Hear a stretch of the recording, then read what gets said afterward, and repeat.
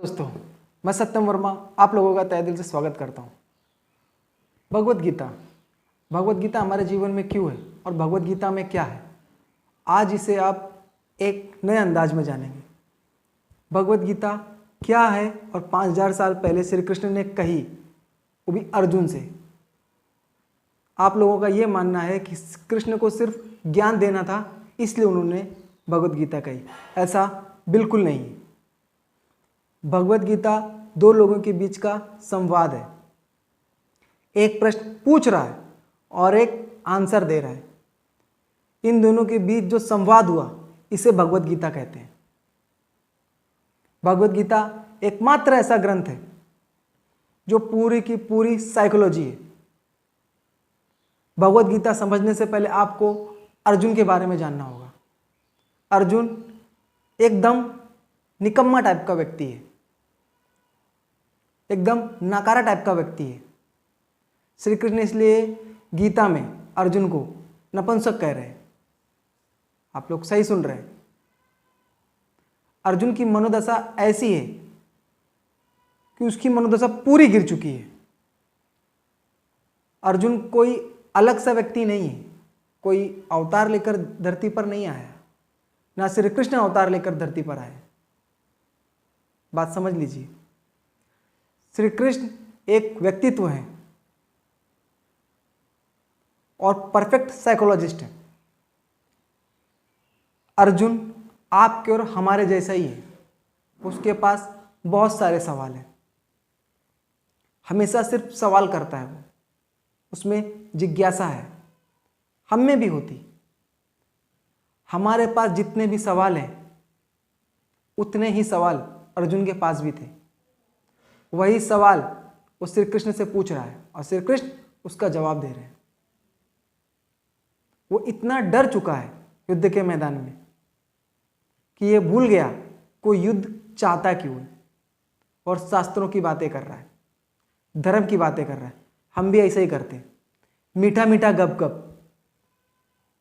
जब अपने फायदे की बात आती तो धर्म और शास्त्र, वेद और पुराण सारे साइड में हो जाते, क्योंकि हमें अपना काम निकालना है। और जैसे ही हम डरने लगते हैं, वहाँ धर्म, शास्त्र, रीति रिवाज बीच में ले आते हैं। और हम ये सोचते हैं कि गीता ज्ञान है, और हम सभी लोग लगे पड़े हैं कि हमें कहीं से ज्ञान मिल जाए। और ज्ञान खोजने के लिए आप बाहर जा रहे हैं। श्री कृष्ण गीता में यही कह रहे हैं, ज्ञान खोजने के लिए आपको कहीं बाहर जाने की जरूरत नहीं है। ज्ञान आपके भीतर है। इसलिए तो गीता में कहते हैं अर्जुन से शास्त्र सम्मत कर्म कर। शास्त्र सम्मत कर्म अर्थात अपने भीतर से आए हुए कर्म कर। गीता में श्री कृष्ण ये बता रहे हैं कि मनुष्य यहाँ पर महल महल खेलने आया है, जंगल जंगल खेलने नहीं आया है। श्री कृष्ण ये बता रहे हैं अर्जुन को कि अपने मन के मुताबिक चल, तो तुझे सही कर्म करने का रास्ता मिल जाएगा। और हम सब यही करते, बंध जाते। धर्म, रीति रिवाज, मान्यताएं, हम इसी में बंध जाते। श्री कृष्ण ये बता रहे कि तुम बंधने के लिए नहीं आए हो, और जो चीज तुम्हें बांध रही है, जिस कारण से तुम बंध रहे हो, उससे छुटकारा दिला रहे हैं श्री कृष्ण, और कुछ नहीं है। भगवत गीता में श्री कृष्ण की चेतना एकदम ऊपर है। भगवत गीता में श्री कृष्ण ने कभी नहीं कहा कि मैं ईश्वर हूं या ईश्वर का कोई रूप हूं, परंतु क्या गीता समझाने वाले और गीता बताने वालों ने बता दिया कि श्री कृष्ण भगवान है। उन्होंने भगवत गीता में ईश्वर कहा है, खुद को लेके ईश्वर कहा है, पर इसका मतलब ये नहीं कि उन्होंने खुद को ईश्वर कहा है। उन्होंने प्रकृति के रूप में खुद को रख के कहा है कि अर्जुन, तू जिसे ईश्वर मानता ना, वो ईश्वर मुझे मान। मेरे बताए हुए बातों का अनुसरण कर, अर्थात प्रकृति के नियमों का अनुसरण कर। लेकिन उन्हें तो भगवान बना दिए। यदि आप भी श्री कृष्ण को भगवान की तरह पूछते हैं, तो एक बात ध्यान रखिए कि आप अपने जीवन में सिर्फ चमत्कार की उम्मीद करेंगे। और श्री कृष्ण ने हमेशा कर्म चुने, तो आपको भी कर्म प्रधान होना पड़ेगा। भगवत गीता पूरा का पूरा साइकोलॉजिकल द्वंद्व है। अर्जुन के पास सवाल है, श्री कृष्ण उसका जवाब दे रहे हैं, और वो जवाब दे रहे हैं जिसे विश्व में कोई काट नहीं सकता। वो ये बता रहे हैं कि भगवत गीता सुनने के बाद मनुष्य पहली मनोदशा में कैसे आ सकता है। श्री कृष्ण बता रहे हैं कि मन का सत्य क्या होता है, सनातन सत्य क्या होता है, मनुष्य का बुद्धि का सत्य क्या होता है, इंद्रियों के बारे में बता रहे हैं कि इंद्रियां क्या हैं। श्री कृष्ण ये बता रहे हैं कि अर्जुन, दो विश्व है इस संसार में, दो जगत है इस संसार में। एक तुम्हारे भीतर का जगत, हमारे भीतर मन, बुद्धि, अहंकार, इंद्रियां, शरीर, ये सब हमारे भीतर के जगत में आते हैं, और एक बाहर का जगत है। ये दोनों जगत ईश्वर द्वारा बनाए हुए हैं, अर्थात प्रकृति द्वारा बनाए हुए हैं। और हमें जीना तो बाहर के जगत में ही है, परंतु अपने भीतर को मारकर नहीं। दूसरे सन्यासी या दूसरे ज्ञानी लोग कहते हैं ना, इंद्रियों को वश में करो। श्री कृष्ण ये नहीं बता रहे गीता में कि इंद्रियों को वश में करो। श्री कृष्ण बता रहे अगर इंद्रियों को वश में करोगे तो जियोगे कैसे, क्या मतलब रहेगा तुम्हारे जीने का।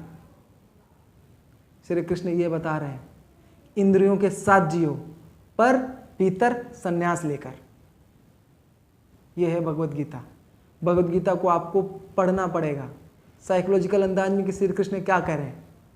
लेकिन क्या करते कि हम गीता के किसी एक श्लोक को उठा लेते हैं, एक श्लोक को उठाने पर उस पर चर्चा करते हैं। ऐसा नहीं है।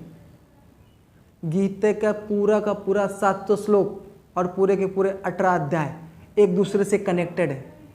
आप किसी पर्टिकुलर एक सूत्र को लेकर उसकी गणना नहीं कर सकता। हाँ, एकाध सूत्र हैं, एकाध फॉर्मूले हैं श्री कृष्ण के जो भिन्न है, लेकिन उनका भी रिलेवेंस है जितने भी पीछे सूत्र लिखे हुए, जितने भी श्लोक लिखे हुए। लेकिन ये हमारा दुर्भाग्य है कि गीता होते हुए भी भारत का मनुष्य इतना पीछे है। नमस्कार दोस्तों, मैं सत्यम वर्मा अपने YouTube चैनल पर आपका स्वागत करता हूँ। नमस्कार दोस्तों, मैं सत्यम वर्मा आप लोगों का अपने YouTube चैनल पर स्वागत करता हूँ। मेरा YouTube चैनल आपकी साइकोलॉजी ठीक करने के लिए है। ये बताने के लिए है कि मन का सत्य क्या है, आपके भीतर कौन सा सत्य है, आप क्यों डर रहे हैं। और एक बात ध्यान रखिए, जब मनुष्य डरता है तभी वो धर्म की तरफ भागता है। वो ये सोचता है शायद मेरा वहाँ से कल्याण हो जाए, पुराणों की तरफ भागता है ताकि किसी से कुछ बच सके। ये आप सब लोगों का अनुभव है, नोटिस करिएगा। और हाँ दोस्तों, मेरा चैनल सब्सक्राइब कर लीजिए। यदि आपको भविष्य में कोई दिक्कत है या कोई मानसिक चिंता या आप किसी बंधन से नहीं छूट पा रहे हैं तो आप मुझे कॉल कर सकते हैं। धन्यवाद।